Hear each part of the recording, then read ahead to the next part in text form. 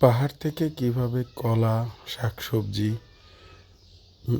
শহরে পাঠানো হয় সেই বিষয়টাই আজকে দেখবেন আপনারা। আসসালামু আলাইকুম, সবাই কেমন আছেন? আমি ভালো নেই।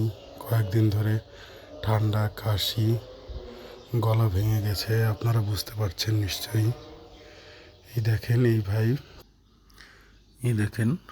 এই ভাই প্রথমে কলাগুলো গুনে নিল, তারপর এইভাবে কলার ডগা দিয়ে সেটাকে র্যাপিং করে তারপর কিভাবে বাঁধছে দেখেন, কত সুন্দর টেকনিক। এভাবে তারা কলাগুলো পাহাড় থেকে শহরে পাঠায় এবং সেখানে গিয়ে তারা বিক্রি করে। এই যে বাঁধার পর এইরকমভাবে রেখে দেয়, সবগুলো বাঁধা হলে তারপর একসাথে নিয়ে যাবে। খুব সুন্দর।